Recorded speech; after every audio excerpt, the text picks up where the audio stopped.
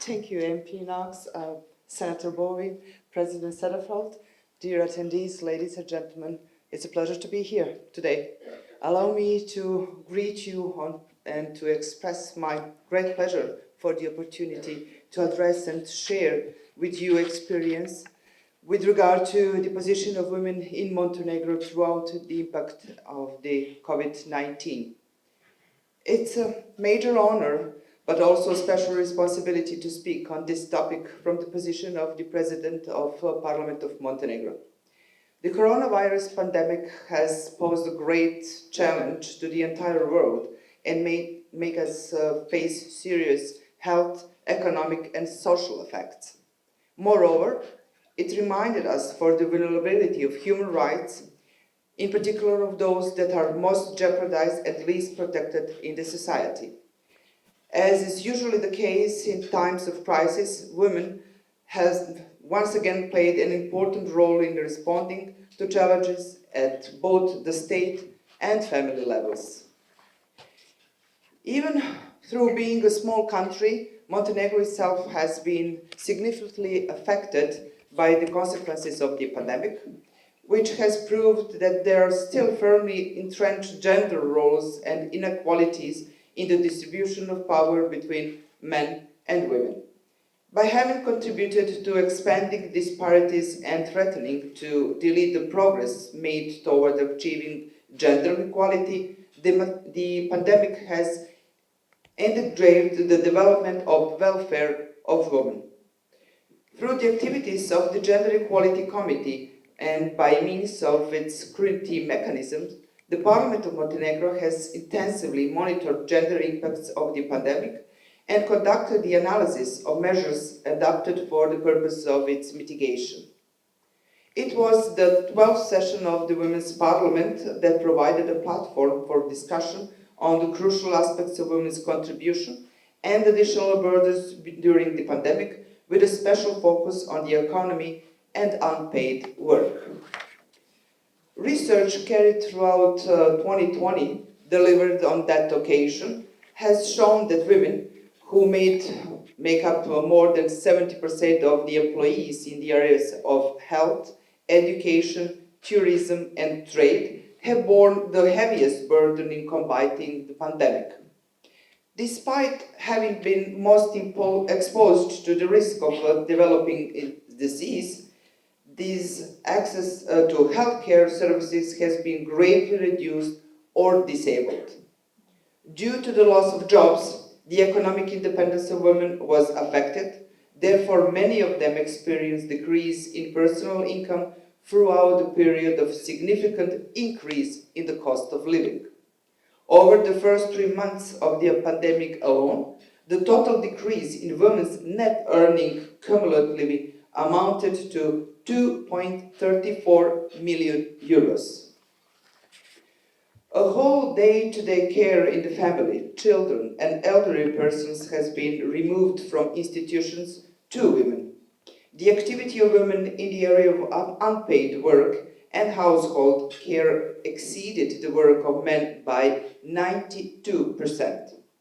The monetary value of such work has been investigated at 122 million euros over the first 3 months of the pandemic. The share of women among the newly unemployed reached 56% over the same period. It is of particular significance to highlight the registered increase in the level of violence against women and domestic violence, as well as the growing number of femicides. Research showed that every fifth woman in Montenegro has experienced some form of violence after the age of 15, while a dramatic increase in cases of violence against women and domestic violence by even 30% has been recorded since the pandemic's outbreak. This is a warning that we need to review the entire system of providing protection and support to victims of violence. The above data showed that the inclusion of gender approach in creating the response to the pandemic was insufficient.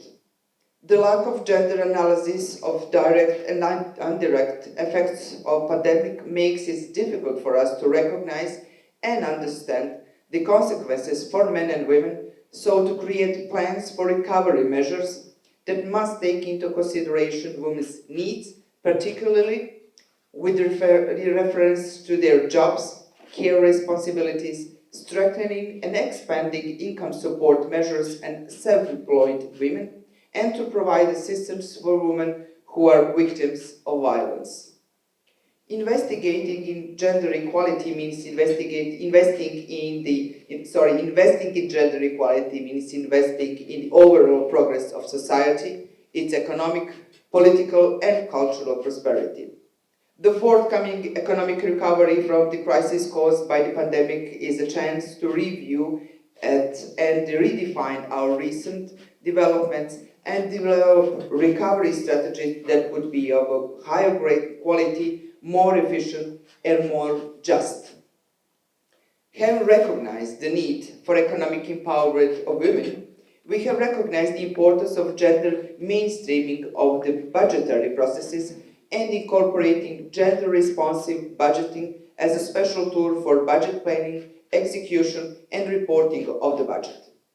Having been aware of the need to consider the effects of reporting of effects of redistribution of budget funds on the lives of women and men, for the first time we have had a defined gender component in the 2022 budget, the aim of which was to identify projects and activities relevant to achieve gender equality. In this manner, we want to take additional efforts through the process of planning, creating, and monitoring the implementation of public policies in eliminating inequalities, paying attention and to the needs to all citizens. The crisis management experience has further confirmed the importance of women's participation in management processes. We are witnessing that countries having women in decision-making position have had more effective measures in combating the pandemic and offer more efficient recovery policies, whilst women's organizations have filled key gaps in the provision of critical services and information. As a new incentive to improve women's leadership and equal participation of women in the decision-making processes, we have established the Women's MP group in the Parliament of Montenegro, gathering together all women MPs, irrespective of their political party affiliation, with a joint aim, enhancing and gender mainstreaming the legal framework in Montenegro. Numerous results we have achieved throughout our first year of operation, such as passing the law on medical assisted insemination and the law on social and child welfare, and the initiative to establish alimony fund, the human milk bank, all meant and confirmed by the joint work led by the same goals, we have surely overcome all boundaries and create a fair society for all its members. Lastly, it is of significance to mention the action plan for gender-sensitive parliament, as per which our parliament is unique in the region and in Europe, aiming to improve committed to the concept of gender equality through the inclusive approach, foster gender balance in political representation, enhance procedures for adoption of gender-responsive legislation, and raise awareness of gender equality in parliamentary culture.